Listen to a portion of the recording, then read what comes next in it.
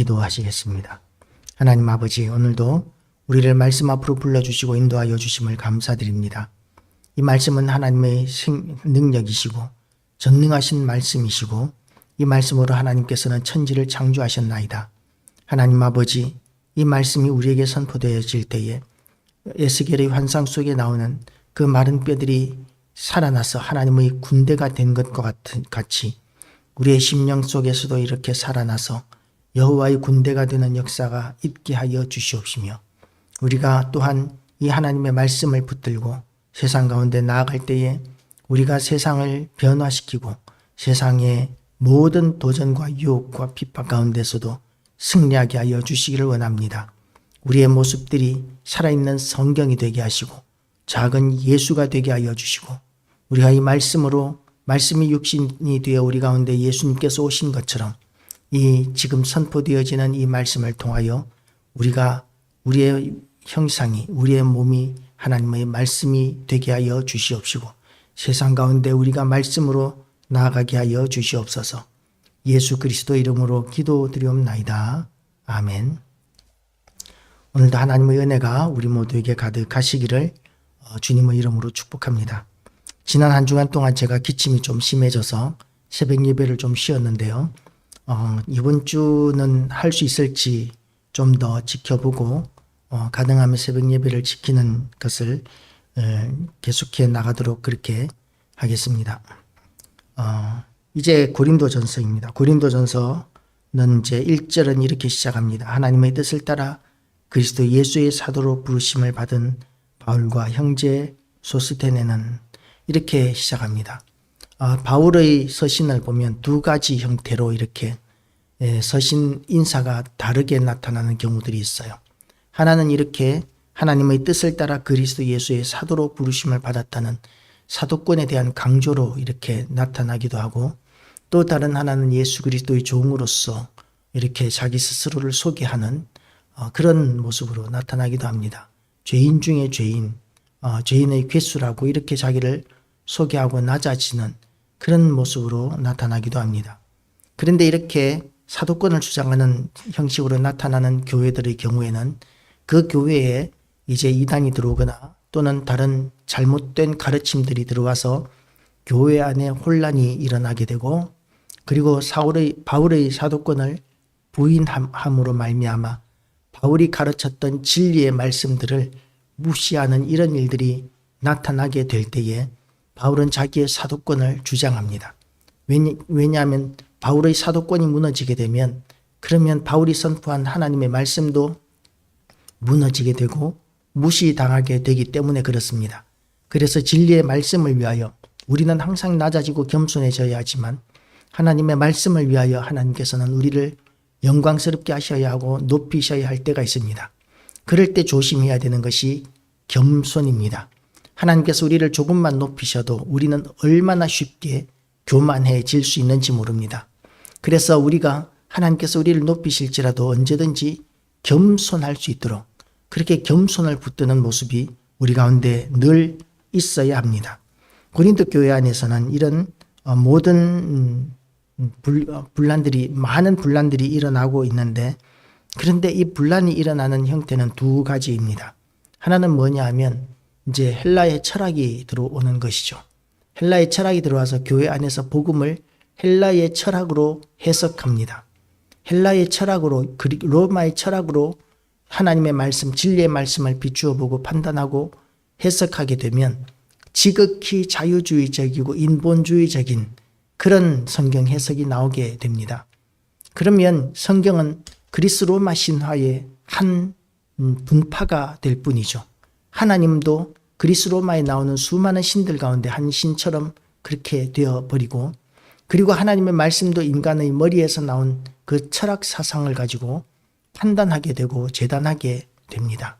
그렇게 되면 하나님의 말씀이 온전히 선포될 수 없는 것이죠. 그렇게 초대교회는 많은 공격을 받았습니다. 두 번째 분파가 뭐냐면 유대율법주의적인 분파입니다.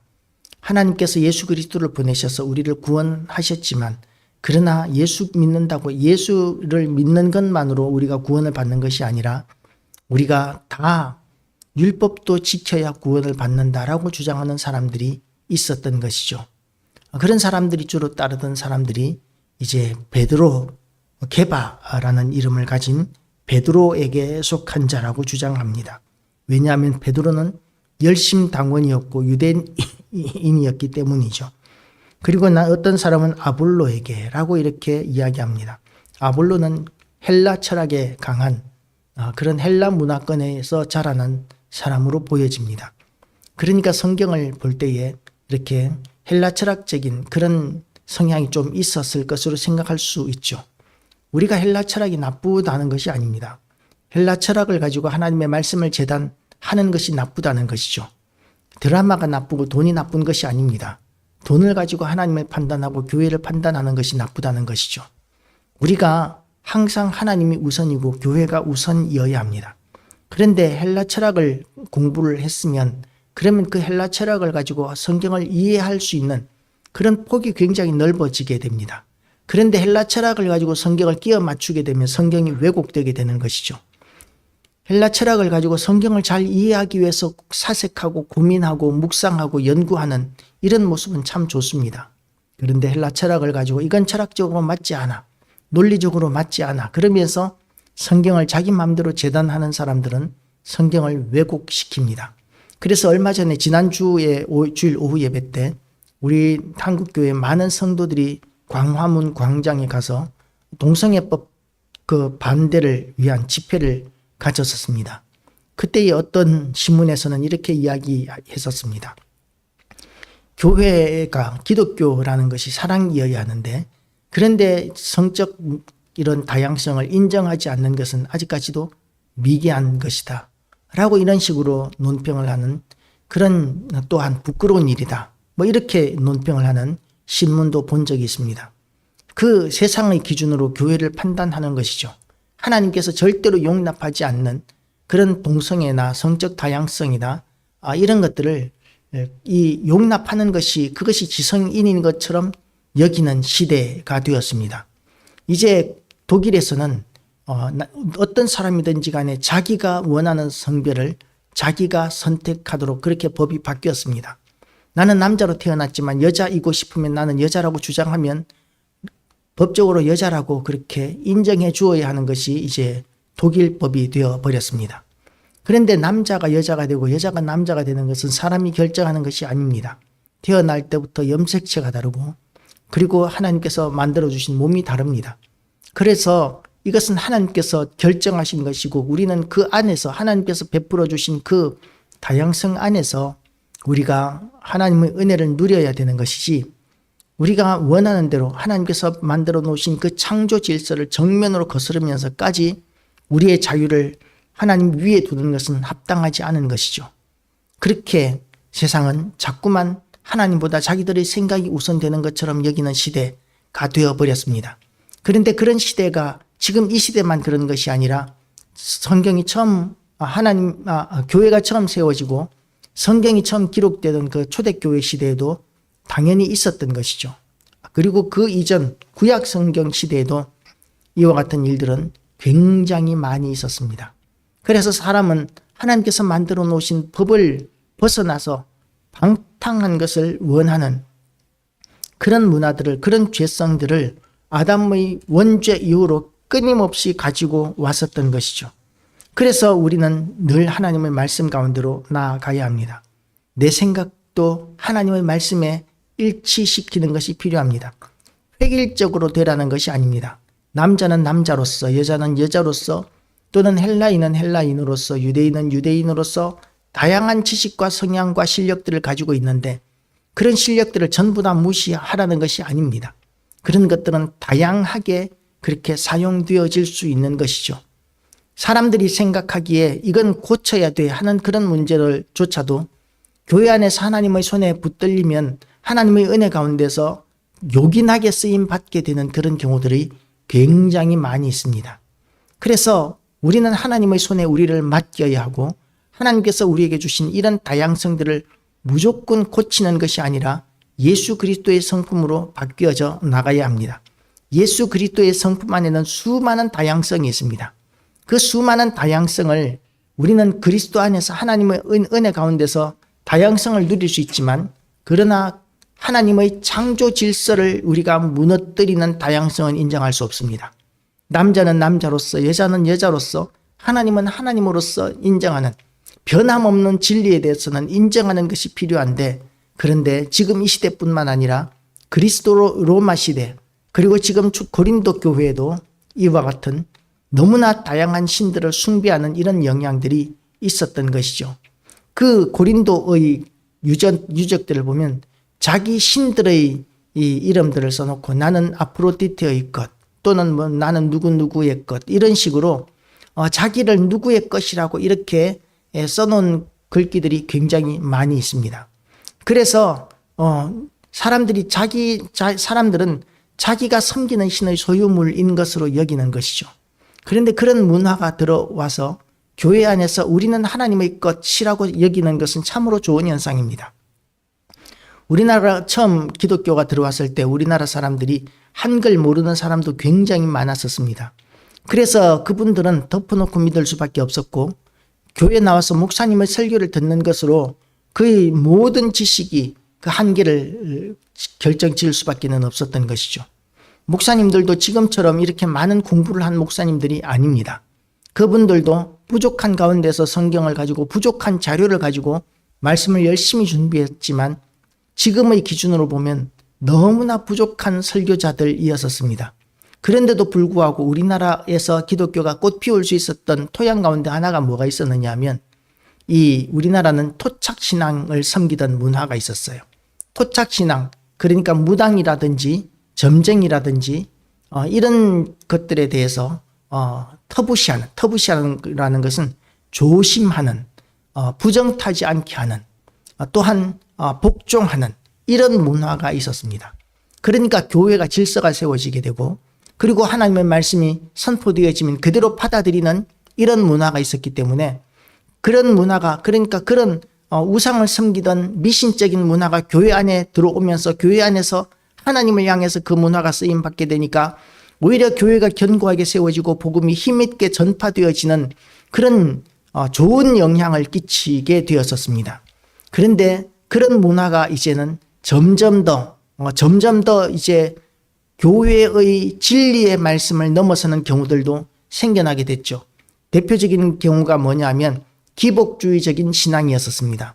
그러니까 점쟁이를 찾아가거나 무당을 찾아가는 목적이 뭐냐 하면 복을 빌기 위해서 찾아가지 않습니까? 근데 교회도 보면은 복을 빌기 위해서 찾아오는 거예요. 우리가 하나님 예수 그리스도로 말미암아 구원을 얻었고 생명을 얻은 그 은혜에 감사하고, 그리고 그리스도의 사람으로서, 하나님의 사람으로서 하나님께서 내려주시는 복을 누리는 그런 은혜로운 공간으로서 교회를 오는 것이 아니라, 절에 가서 복을 비는 것이나 무당에게 구슬해서 복을 비는 것이나 마찬가지로, 또한 교회 안에서 하나님 앞에 그런 하나님은 복을 주셔야 하는 분 정도로 여기는, 나의 복을 받기 위한 하나님은 나의 수단 정도로 되는 이런 분위기까지 교회 안에 들어와서 한참 동안 교회 안에서 기복주의적인 신앙 타파 운동들이 일어났었고, 지금은 그게 굉장히 많이 깨뜨려졌었습니다.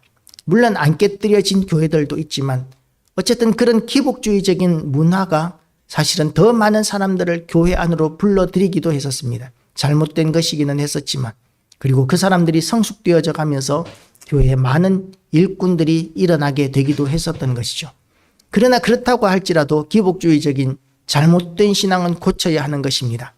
그리스도 로마의 이런, 또한 이 유대주의적인 이런 문화들도 교회 안에서 고쳐져야 하는 문화입니다. 그래서 교회 안에 지금 분파가 생겼는데, 초대교회 안에 이런 바울에게 속한 너희가 각각 이르되 나는 바울에게 속한 자라고 주장하는 사람들은 바울에게 속하지 않은 신앙을 가진 사람들을 무시하는 경향이 있었던 것이죠. 그게 병입니다. 바울의 사도권, 바울의 그 지혜가 충만한 그런 충만한 지식에서 나오는 그런 메시지들을 좋아하는 사람들이 분명히 있었을 것입니다. 그리고 아볼로의 그 웅변술, 말 잘하는 달변가로서 아볼로를 추종하는 사람들도 많이 있었습니다. 헬라 철학적인 그런 웅변, 헬라 철학은 웅변을 굉장히 중요시합니다. 그래서 웅변을 가르치기 위해서 개인 선생을 붙여주기도 합니다. 그렇게 웅변을 중요시하는 그런 문화에서 자란 아볼로가 설교를 잘했을 수 있겠죠. 그래서 나는 아볼로에게 속한 자라고 이렇게 주장하는 사람들도 생겨나게 되었습니다. 나는 게바는 베드로입니다. 베드로는 유대의 열심당원입니다. 전통적인 유대인으로서 율법주의를 추종하는 사람들이 아마도 그런 베드로를 추종하였을 것이라고 그렇게 생각합니다. 문제는 뭐냐 하면 이렇게 자기가 따르는 그런 지도자들의 성향에 따라서 다른 사람들을 판단한다는 것이죠. 왜 너희는 이렇게 베드로를 따르는 사람들과 같이 않아? 왜 그렇게 왜 율법을 지키는 일을 그렇게 가볍게 여기는 거야? 그러면서 또 왜 이렇게 바울이나 또는 베드로는 아볼로처럼 그렇게 설교를 그렇게 재미있게 그렇게 매끄럽게 세련되게 왜 못하는 거야? 라고 하면서 그렇게 항의하는 무시하는 이런 사람들도 생겨나게 된 것이죠. 결정적으로는 이렇습니다. 나는 그리스도에게 속한 자라 한다는 것이니 그리스도께 속한 자들이 왜 문제입니까? 게바에게 속한 자들도 그리스도께 속한 자입니다. 바울에게 속한 자들도 그리스도께 속한 자이고 그리고 아볼로에게 속한 자들도 분명히 그리스도께 속한 자입니다. 그런데 그리스도께 속한 자라고 주장하는 이들은 자기들만 그리스도께 속한 자라고 여기는 그런 그 차별의식이 있었던 것이죠. 이런 차별의식은 교회 안에서 절대로 존재해서는 안 됩니다. 교회 안에서 예배 드리는 우리 모두는 다 그리스도께 속한 자들입니다. 그런데 나만 그리스도께 속하였고 다른 사람들은 그리스도께 속한 것이 아니라 아볼로에게 속하였고 바울에게 속하였고 게바에게 속하였다고 그래서 그리스도와는 상관이 없는 사람이라고 이렇게 무시하는 이런 분위기가 교회 안에 있었던 것이죠. 그래서 그것들이 한 분파가 됩니다. 스스로 분파가 되고 있는 것이죠. 그런데 바울은 제일 먼저 이렇게 이야기합니다. 나는 그리스도와 가이오 외에는 너희 중 아무에게도 내가 세례를 베풀지 아니한 것을 감사하노니. 그러니까 세례를 누가 베풀었느냐에 따라서 세례 받은 사람이 그 세례 준 사람을 추종했던 것 같아요. 그런데 바울은 세례를 많이 주지 않았습니다. 복음 전하는 일에만 열심을 내었던 것이죠. 우리가 세례를 받는 것 중요한 일입니다. 왜냐하면 이 시대의 세례는 나는 목숨을 바쳐서 예수 그리스도를 믿겠습니다 하는 신앙 고백이기 때문에 그래서 세례는 중요합니다.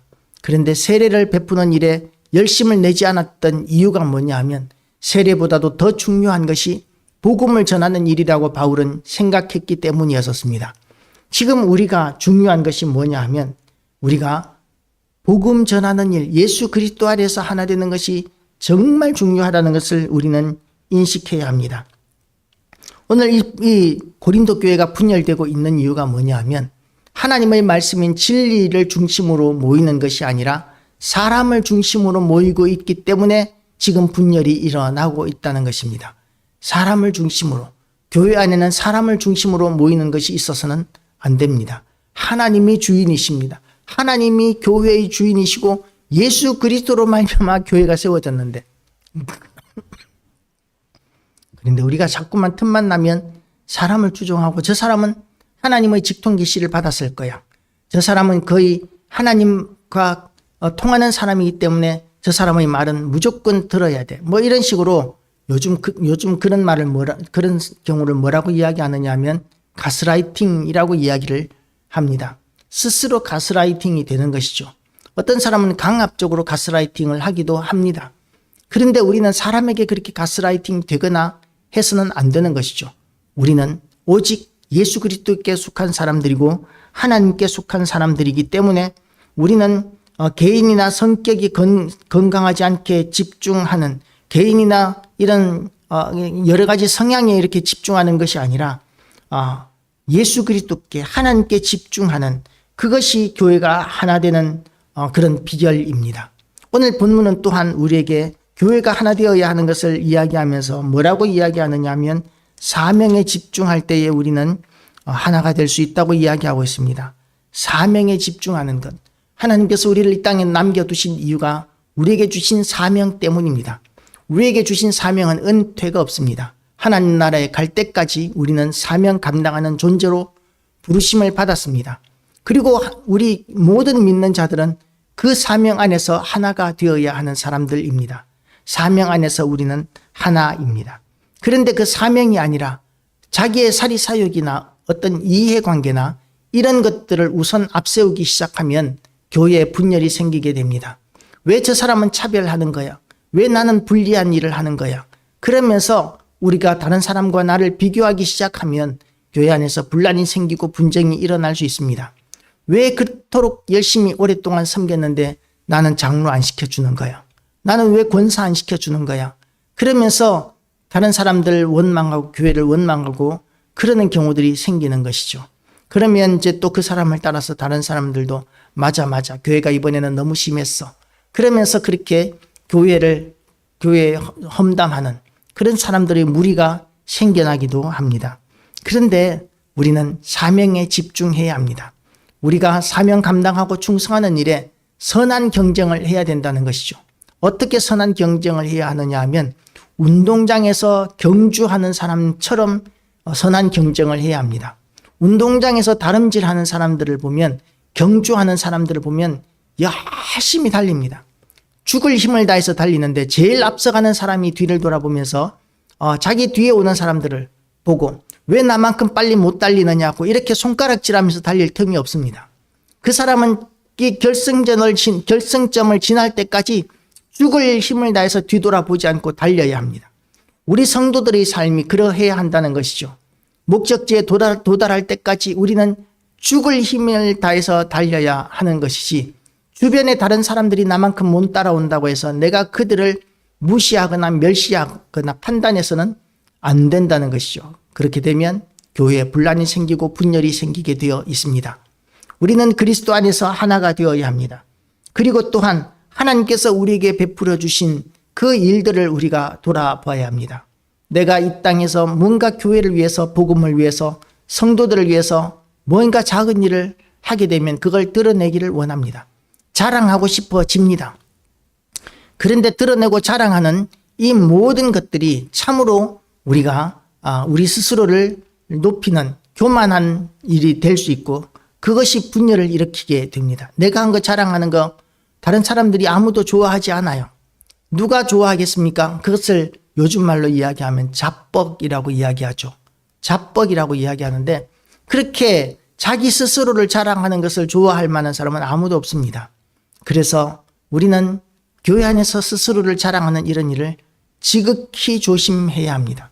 오직 예수 그리스도만 높이고 하나님만 높이는 그런 모습을 가질 때에 그때에 우리는 연합하게 됩니다. 하나님의 말씀 안에서 우리는 연합해야 합니다. 말씀을 알아가는 만큼 우리는 우리의 믿음이 자라갑니다. 아는 만큼 믿는다라는 이런 이야기를 우리는 많이들 합니다. 리더가 리더다 이런 이야기도 합니다. 책을 읽는 사람이 지도자가 된다라는 것이죠.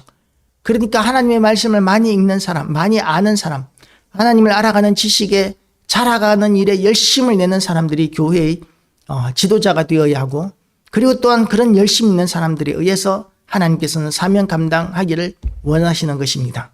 어떤 개척교회에 교인이 없어서 참 어려워하고 있었는데, 그런데 어느 날 문득 새신자가 와서 교회에 등록을 했습니다.